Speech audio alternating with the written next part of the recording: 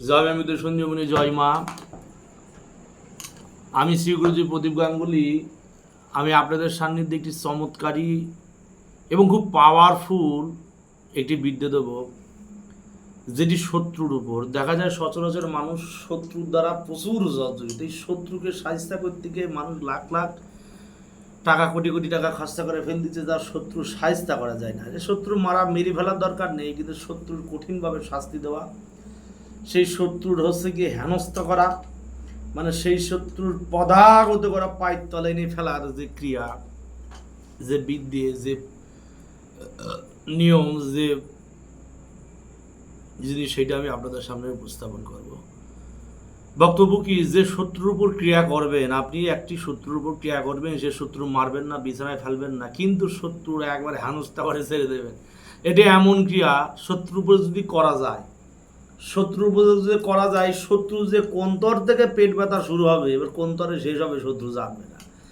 Doctor কবিরাজ ওদা বুদ্ধি, doctor কবিরাজ ওজা বৈদ্যি গুণিন করিয়ে যদি ডাক্তার কবিরাজ ওজা গুণিন যদি শিল পাটাতে বেটে তার গুলি করে খাওয়াই দিয়ে যায় জলের সাথে গুলিয়ে, তাও ভালো করতে পারবে না।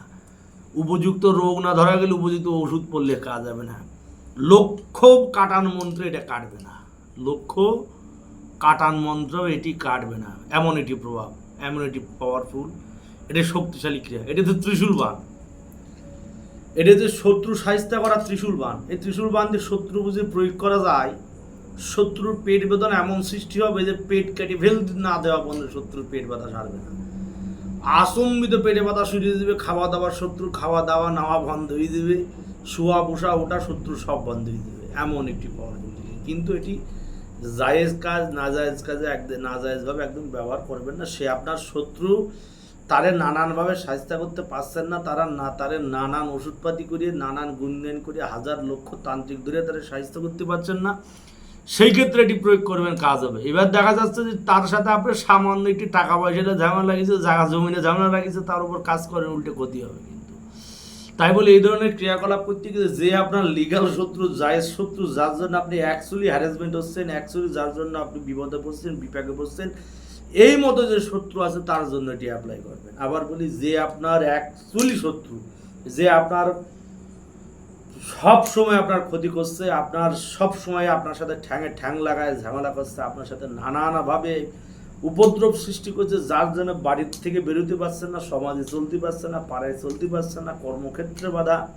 এই শত্রুর জন্য সর্বস্ব আপনার নষ্ট হয়ে গেছে, সেই ক্ষেত্রে শত্রু সাহায্য দেন। শত্রু মিলে ফেলার দরকার নেই। যদি সাপ সাপ যদি হচ্ছে গিয়ে শত্রু মেরে ফেলা যায়, মেরে ফেলতে যাবেন কেন? যদি আপনার যদি এমনি টোটকায় কাজ হয়, এই মন্ত্র যদি কাজে, শত্রু মেরে ফেলার কি। কিন্তু একটা কথা, এটা যতক্ষণ না পর্যন্ত, এই ক্রিয়া যতক্ষণ না পর্যন্ত আপনি তার উপর থেকে নাক নিজে কাটাচ্ছেন সহজে, ততক্ষণ কিন্তু এটা কাটানোর ক্ষমতা কারণ নেই, কারণ নেই। শত শত ডাক্তার কবিরাজ করেও কিন্তু ভালো হবে না। এটা এমন মতো, এই ধরনের কেস বহু মানুষ আমার কাছে আসে, যে গুরুদেব পেটে ব্যথা আসছে, ওষুধ খাচ্ছি, বুদ্ধি করছি, কাটে না। আমি আমার 22.5 কিলো ওজনের খাড়া আছে, সে খাড়ার তলে রেখে একটা কুমড়োর উপর শত্রু, সেই রুগীর নাম লিখে দিয়ে নানান গুরুভেদি কিছু কাটার মন্ত্র সে কেটে ফেল দিলে সঙ্গে সঙ্গে ব্যথা সেরে যায়। কিন্তু সকলের কাছে তো নেই, সকলে জানো না কাটান কি বিধি। কিন্তু এবার শত্রু কি করে ক্ষতি করা যায়, সেই ক্ষতি করা বিধি, ক্ষতি করার নিয়ম কারণ আপনাদের সামনে দেবো আমি।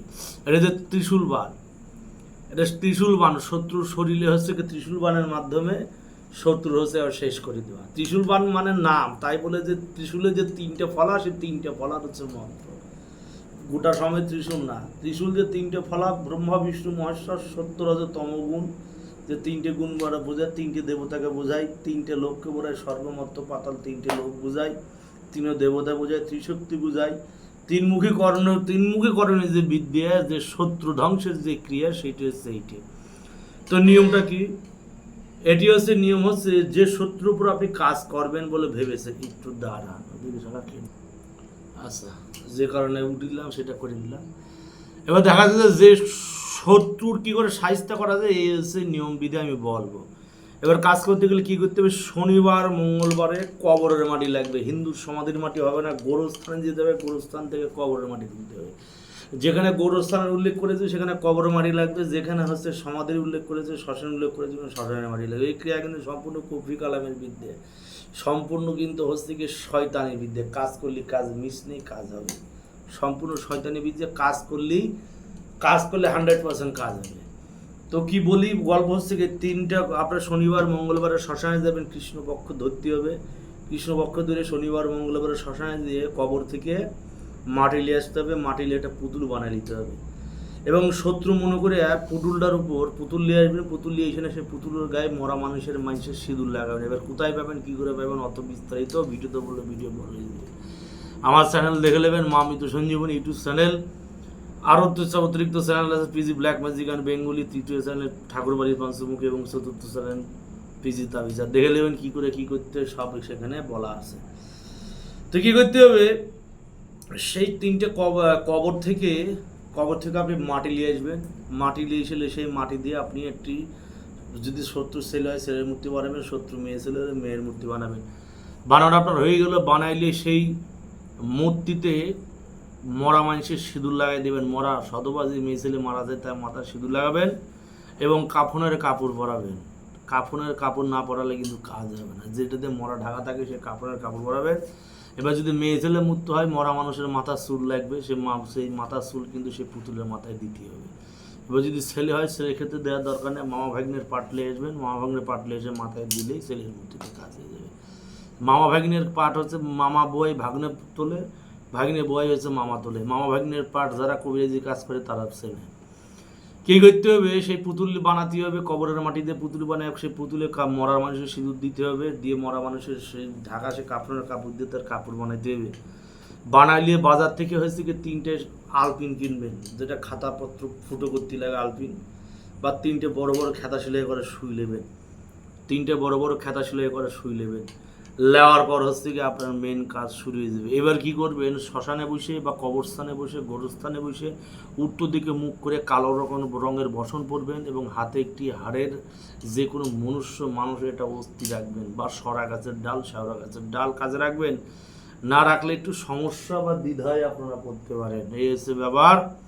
এবার আপনি কি করবেন, সেটি কাছে রেখে নিয়ে এবার আপনার মেইন হচ্ছে কর্ম যেটি, সেটি হচ্ছে কি 101বার এই মন্ত্র পুতুলের উপরে পড়বেন এবং ফু দেবেন। দেওয়ার পর সর্বশেষে যে 3টে খেতা সেলাই করা মোটা মোটা সুই, পুনরায় আবার 3বার মন্ত্র বলবেন, এবং 3 জায়গায় শত্রু ফুটাই দেবেন, একটা কপালে, দ্বিতীয় গলার এখানে, তৃতীয় এই নাভির কাছে। কথা বুঝেন, একটা কপালে যেখানে আমি পুড়ি, আবার আমার ফুটেও দিয়েন না, এই যে কপাল বরাবর একটা সুই ঢুকাই দেবেন, মন্ত্র বলে দম ধরে একটা গলায় ফুটাবেন বা বুকে ফুটাবেন, একটা কপালে একটা বুকে, একটা নাভের মধ্যে ফুটাই দেবেন। ফুটাই দেওয়ার পর কি করবেন, এবার পুতুলটাকে ছায়াযুক্ত যেটা স্থান, ছায়া একটা যুক্ত জায়গায়, ছায়াযুক্ত জায়গায় রেখে দেবেন। এবার দেখেন 3 দিনের ভেতরে শত্রু পেটে অসহ্য যন্ত্রণা সৃষ্টি হয়ে যাবে, মানে সেই এটা তো মাখতে হবে, কবরের মাটি ভালো করে তো জল টল দিয়ে মাখতে হবে। এবার জল ব্যবহার যদি না করেন, মদ ব্যবহার করেন, মদে বেশি কাজ, মদ এবং জল একসাথে মিক্স করে নিয়ে বানাবেন। বানানোর পর সেইটা সুই ফুট হইলে সেই মূর্তিটাকে ছায়াযুক্ত কোনো জায়গায় রেখে দেবেন, কোনো পুরনো ভাঙাচোরা একটা বাড়ি যেখানে মানুষের আনাগুনা নেই, একবারে সুলসান জায়গা, যেখানে জিনজিনাতে ভৌতিক উপদ্রব এমন একটা জায়গা। আমাদের এখানে একটা আছে রাঙামাটি বলে একটা জায়গা আছে, সে রাঙামাটি যেতে অনেকে বলে জিনের বাড়ি, বহু প্রৌঢ় একটি বাড়ি আছে যে বাড়িতে মানুষজন যাতায়াত করে না, ভয় পায়। সেই সব জায়গায় যারা মালদারের মানুষ, তারা রাঙামাটি নামক জায়গায়, যেখানে যোগীভিটে আছে, যোগীভিটের সামনে জায়গায় যেমন রেখে দেবেন, কাজে যাবে। এবার আপনাদের ওখানে যে জায়গা থাকে সেখানে রাখলেও কাজ হবে। এইবার হচ্ছে কি মন্ত্র প্রসঙ্গে নিয়ম বলে দিচ্ছি, সব কোনো কিছু আটকাইলেই এবার মন্ত্র বলি, একবারই বলবো, বক বক করবেন। মন্ত্র হচ্ছে ত্রিশূল কপাট ব্রহ্মা, ত্রিশূল কপাট ব্রহ্মা, তীব্র ব্রহ্মধার, কালকালিতে অমুকের লায়ে শূল হোক মহাকার, জঞ্জার কুম্ভশূল বান মারু অমুকের নারী ভুরি শিরেখা দণ্ড, ছোটাশূল ভেদনা মোটাও দক্ষিণা কালীমা, দোহাই বিদ্যা যদি বিফলে ছুটে, মা দক্ষিণা কালীর কলিজা ফাটে। আবার বলি, ত্রিশূল কপাট ব্রহ্ম, তীব্র ব্রহ্মধার, কালকালিতে অমুকের লায়ে শূল হোক মহাকার, জঞ্জার কুম্ভশূল বান মারু অমুকের নারী ভুরির শিরেখা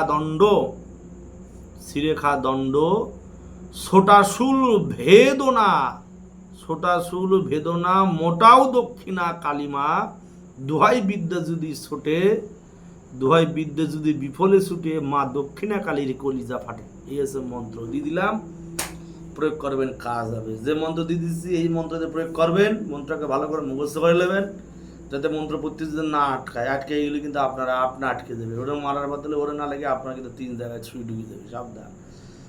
এই ধরনের ক্রিয়া যারা ওজা কঠিন আলেম মোক্তার যারা আছে তারা কাজ করবেন, যারা মোটামুটি তন্ত্রবিদ্যা শিখেছেন, তন্ত্রোক্ত ক্রিয়া করা করছেন তারা করবেন। সাধারণ মানুষ, জনি মানুষের জন্য এইসব ক্রিয়া না। আমার কাছে এই ধরনের লাখ লাখ কোটি কোটি বিদ্যা আছে, সারা দিন সারা জীবন যদি 100 মন্ত্র দিয়ে ফেলতি তাও পুরো হবে না মন্ত্র। যাই হোক, কাজ দিয়ে দিলাম, কাজ করবেন। নিয়ম বলে দিচ্ছি, সঠিক পদ্ধতিতে সঠিক ওয়েতে শনিবার মঙ্গলবার ভেদে কৃষ্ণপক্ষের শনি মঙ্গলবার দেখে কাজ করবেন, কাজ হবে। জয় মিত্র শনি, জয় মা, জগতের মঙ্গল সাধন করবে। জয় মা।